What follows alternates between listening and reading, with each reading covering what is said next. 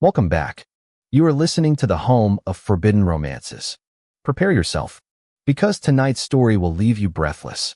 The ring on the bedside table was the first thing to shatter my reality.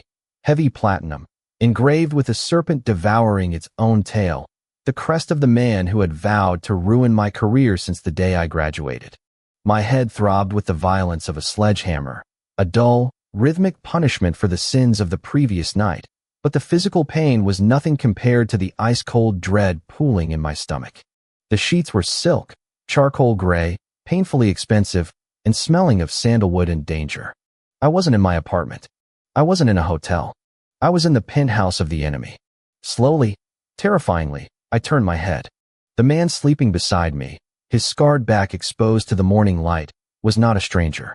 He was the shark of the architectural world, the cold-blooded tyrant who had outbid me for the Serenity Project last week.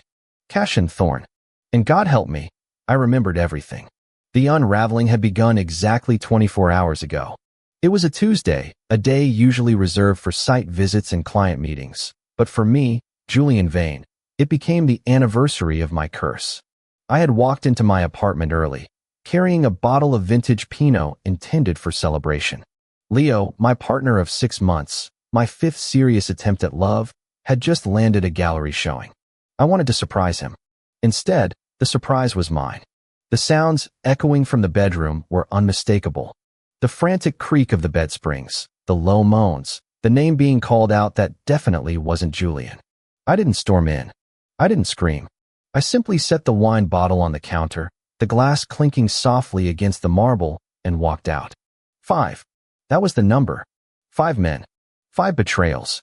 The first was a misunderstanding, or so I told myself. The second was bad timing. The third was a chaotic fling. The fourth cut deep.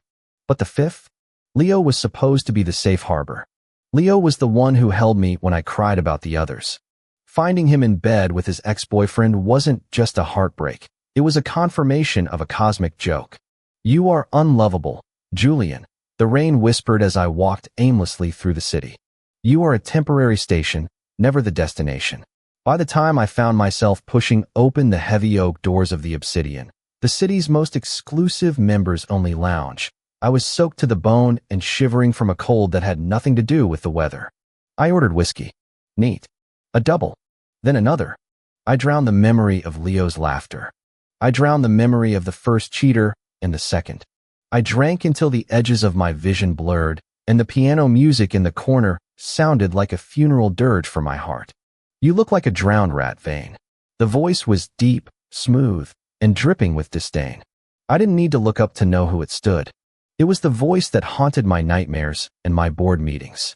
I turned on the bar stool, my movements sloppy. Cashin Thorne stood there, impeccable in a 3-piece black suit that cost more than my car. His silver hair was slicked back, his pale eyes sharp and predatory behind rimless glasses. He looked like a reaper who had come to collect a soul. Go to hell, Thorne, I slurred, signaling the bartender for another. I'm off the clock. No business tonight. Cashin didn't leave. Instead, he took the stool beside me. The scent of him, spiced wood, rain, and expensive tobacco, invaded my personal space. I'm not here for business. I'm here because you're making a spectacle of yourself. You're crying into a $50 glass of scotch. I touched my cheek. It was wet. I'm celebrating. I lied, the sob catching in my throat. Celebrating what? Your uncanny ability to pick losers. I froze. My head snapped toward him, rage momentarily cutting through the haze. Excuse me. Cashin signaled the bartender to cut me off with a sharp flick of his wrist. I saw him, Julian. That wannabe artist you've been parading around. I saw him with the redhead at the gallery opening last week. Everyone knew. Except, apparently, you. The humiliation hit me harder than the alcohol. He knew. My rival, the man who scrutinized my every professional flaw, knew I was a cuckold before I did. Why didn't you say anything? I whispered, my voice breaking. You love watching me fail, don't you? This must be the highlight of your year. Cashin's expression shifted. For a fleeting second, the arrogance vanished, replaced by a darkness so intense it made my breath hitch. He swiveled his stool to face me fully, his knees brushing mine. The contact sent a jolt of electricity through my numb body. I enjoy beating you, Julian, he said low, his voice dropping an octave. I enjoy outsmarting you. I enjoy watching you squirm in a negotiation. But seeing you broken by a man who isn't worth the dirt on your shoe. He leaned in, his hand coming up to grip my chin, his thumb brushing away a fresh tear. That, I find insulting. You are my adversary. You are supposed to be untouchable. I'm not untouchable. I choked out, leaning into his touch despite myself. I was starving for contact, for someone to look at me with intensity, even if it was hatred. I'm just lonely. I'm so tired of being lonely, Cashin. Using his first name felt like a transgression. Cashin's eyes darkened to the color of storm clouds. Then stop looking for warmth in trash cans. Take me home, I blurted out. The alcohol had severed the connection between my brain and my mouth. Or perhaps it had finally connected them truthfully. I don't want to go back to my apartment. He might be there. Please. A logical man would have mocked me. A cruel man would have left me there. Cashin Thorne did neither. He stood up, pulling me off the stool. I stumbled, and his arm wrapped around my waist like a steel band, holding me steady against his solid chest. You have no idea what you are asking for, he murmured into my ear. I don't care, I whispered, burying my face in the crook of his neck. The car ride was a blur of city lights and heavy silence. The elevator ride to his penthouse was suffocating. But when the doors opened, the dynamic shifted. I expected him to dump me in a guest room. Instead, he marched me into the master suite. The room was massive, dominated by floor-to-ceiling windows overlooking the skyline I helped design. Drink this, he commanded, handing me a glass of water. I drank it, watching him loosen his tie. The casual action felt incredibly intimate. Why are you helping me? Because, Cashin said, stepping closer until I was backed against the edge of the mattress. He removed his glasses, and the naked intensity of his gaze pinned me in place. I have waited 3 years for you to stop looking at those boys and look at the man standing right in front of you. My heart stuttered. We hate each other. Do we? Cashin challenged. He reached out, his fingers tracing the line of my jaw, down my neck, resting over my frantic pulse. I challenge you. I push you. I consume your thoughts. Isn't that more intimacy than you've had with any of your 5 mistakes? You're counting, I breathed. I count everything regarding you, Julian. He kissed me then. It wasn't a tentative, testing kiss. It was a possession. His lips were demanding, tasting of whiskey and suppressed hunger. I melted. All the fight, all the grief, dissolved into the heat of his body against mine. I grabbed the lapels of his jacket, pulling him down with me onto the charcoal sheets. The night was a fever dream. There was no hesitation, no awkward fumbling. Cashin touched me as if he had memorized my body from blueprints. He knew exactly where to press, how to bite, when to be rough, and when to be devastatingly gentle. For the first time in my life, I wasn't just a partner, I was the focus. I was worshipped.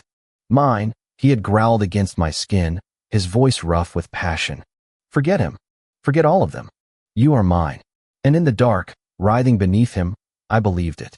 Which brought me back to the morning light. The headache. The ring. Panic surged. I sat up, clutching the sheet to my chest. What had I done? I had slept with Cashin Thorne, the man who held the contract for the waterfront redevelopment hostage, the man I had cursed in press interviews. I tried to slide out of the bed silently, reaching for my discarded shirt on the floor. If you leave now, a gravelly voice stopped me. I will assume you are walking out on a merger. I froze. Cashin was awake.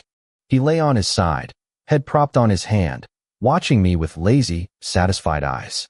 The sheet had slipped down to his hips, revealing the toned expanse of his chest and the faint scratches I had left there. This. I gestured vaguely between us, my face burning. This was a mistake. I was drunk. You were. Taking advantage. Cashin sat up, the lazy look vanishing. Don't insult me, Julian. You were drunk, yes. But you were begging for it. And I was very sober. I have to go. I stammered, grabbing my trousers. Leo? I have to deal with the apartment. Leo is being dealt with, Cashin said calmly, standing up. He walked toward me, unashamed of his nudity, a predator stalking his prey. What do you mean? I mean that while you were sleeping, I bought the building your ex-boyfriend's gallery rents from.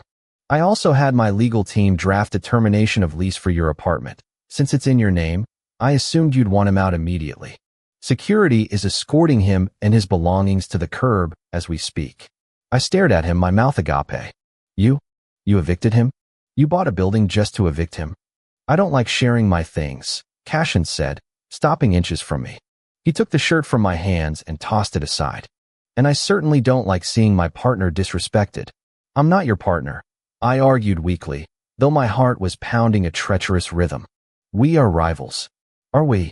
Cashin stepped closer, his hands settling on my waist, burning through my skin. A rival wouldn't know that you sleep on your left side. A rival wouldn't know you hold your breath right before you shatter. A rival wouldn't have spent the last 3 years ensuring no other firm destroyed you, just so I could be the one to challenge you.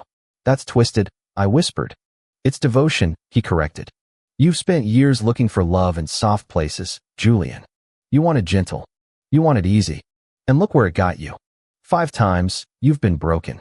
He leaned down, his forehead resting against mine. I am not soft. I am not easy. I am a nightmare to deal with. But I am the only man in this city who sees your worth and is terrified of losing it. You think this was a drunken mistake? I have been planning to make you mine since the day we met. My mind raced. This was Cashin Thorne. He was manipulative, controlling, and dangerous. He was everything I should run from. But as I looked into those pale, intense eyes, I realized something. The nice guys had lied. The gentle lovers had cheated. Cashin had never lied to me. He had shown me his teeth from day one. And last night, when I was at my lowest, he hadn't used my vulnerability to mock me. He had used it to claim me. You can't just buy my life, Cashin, I said, but my hands had found their way to his chest. Watch me, he murmured, his thumb brushing my bottom lip. Stay? Let me show you what it's like to be with someone who considers you an equal. If you walk out that door, you go back to being the victim. Stay here, and you become the king beside the emperor. The offer hung in the air, heavy and intoxicating. I thought of the empty apartment. I thought of Leo's betrayal. Then I thought of the way Cashin had whispered my name in the dark, like a prayer. I still have a headache, I complained softly, a surrender masked as a grievance. Cashin's lips curved into a rare, genuine smile. It transformed his face, making him breathtaking. I have aspirin. And breakfast. And a contract for the waterfront project that needs a second architect. I looked up at him, the man I had hated for years, the man who had just dismantled my ex's life before breakfast. You're a monster, I said. I know, Cashin replied, kissing me deep and slow, sealing the pact. But I'm your monster now. And as I kissed him back, letting the heat of the morning consume us, I realized that for the first time in 5 attempts, I hadn't fallen. I had been caught. And that is how the viper tamed the wolf. Not with sweet lies, but with absolute, terrifying devotion. If you enjoyed seeing Cashin take control and destroy the cheater, destroy that like button. And tell me in the comments, is it romantic or toxic for a lover to ruin your ex's life without asking? I'll be reading your answers. Subscribe for the next chapter. Until then, prompt image. Prompt, masterpiece, best quality, high-res, 1.2. Korean manhwa style, semi-realistic, digital art, 2 men, BL, Yaoi, man 1. Julian, messy dark hair, wearing an oversized white dress shirt, sitting on the edge of a bed, looking up with a mix of vulnerability and defiance, blushing, soft features. Man 2. Cashin, tall and muscular, silver hair slicked back, shirtless showing scarred back and toned chest, standing dominantly in front of man 1, wearing only black dress trousers, holding a glass of water, sharp jawline, possessive gaze. Background is a luxurious modern penthouse bedroom, floor-to-ceiling windows with city skyline, morning light, charcoal gray silk sheets, scattered clothes on floor, cinematic lighting, intimate atmosphere, detailed anatomy, emotional tension.